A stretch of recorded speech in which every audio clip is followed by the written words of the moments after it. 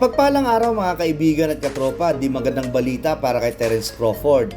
Kung ating maalala, panalo siya via 9th round TKO sa laban niya kay Errol Spence na naganap ng July 29 taong kasalukuyan. At sa kanyang panalo, siya ang naging kauna-unahang undisputed champion sa dalawang magkaibang dibisyon sa 4-belt era. At siya ngayon ang kinikilalang pound-for-pound boxer ng The Ring at ESPN.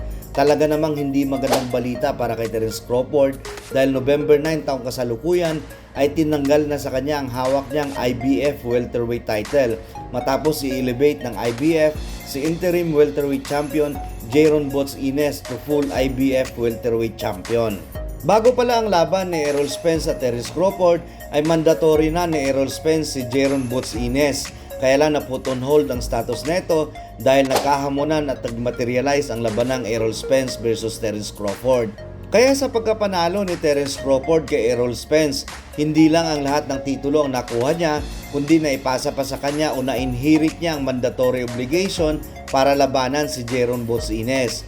Kaya pagkatapos ng laban, nag-order ang IBF na depensahan niya ang hawak niyang IBF Welterweight Championship title kay Jaron Boots Ines. At dahil sa mandatory ito, dapat niyang labanan. Pero kahit nais niyang labanan ito, hindi niya magagawa dahil contractually, Crawford owes Spence an immediate rematch matapos i-exercise ni Errol Spence ang rematch clause na nakasaad sa kontrata nila bago sila maglaban. At dahil sa rematch clause doon nagkaproblema dahil IBF does not recognize rematch as an exception to mandatory obligations. Mukhang ito din ang sasapitin ni Tyson Fury at Alexander Usyk kung may rematch clause sa kanilang kontrata.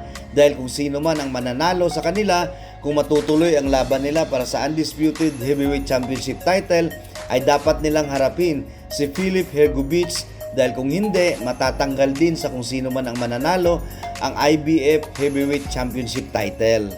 Maliban sa rematch clause na ating nakikita na hadlang para depensahan niya ang IBF welterweight title niya kay Jaron Boots Ines, mukhang nagpakita din kasi si Terence Crawford ng kawalan ng interes na labanan si Jaron Boots Ines dahil nagbigay siya ng pahayag matapos niya manalo kay Errol Spence na aakyat siya sa 154-pound division at doon din mangyayari ang kanilang rematch ni Errol Spence. At dagdag pahayag pa ni Terence Crawford na nais niyang ma-involve sa mga biggest fight sa nalalabing oras niya sa kanyang boxing career. Matatanda ang hinamon niya si Canelo Alvarez pero mukhang di interesado si Canelo Alvarez na labanan siya sa ngayon. Mukhang na wrong move si Terence Crawford sa pagpayag noon sa rematch clause sa kanyang laban kontra Errol Spence at sa kanyang pagpapakita ng kawalan ng interes na idepensa ang IBF Welterweight Championship title na hawak niya versus Jaron Boots Ines at sa kanyang pahayag na aakyat na siya sa 154 pounds division. Ang mga ito marahil ang isa sa maraming dahilan na nakita ng IBF kaya tinanggal na siya sa pagiging champion. At sa pag-elevate ng IBF kay Jaron Boots Ines into full champion ay mukhang much better deal ang kanilang ginawa dahil mas bata itong si Jaron Boots Ines at laging handang lumaban at naghahanap ng biggest possible fights at handa niyang labanan kung sino man ang kanyang magiging mandatory challenger. Pwede pa namang makuha ulit ni Terence Crawford ang kinuha sa kanyang titulo kung bababa siya ulit sa 147 pounds division pagkatapos ng kanyang rematch kay Errol Spence. Pero mag-iingat siya kung nais niyang gawin ito dahil ang mas batang Jaron Boots Ines ay hindi basta-bastang kalaban at handang lumaban kahit kanino.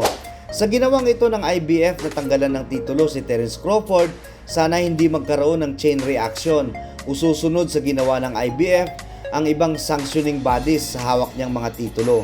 Hanggang sa muli mga kaibigan at katropa, ating abangan ang susunod na mangyayari sa kaganapang ito.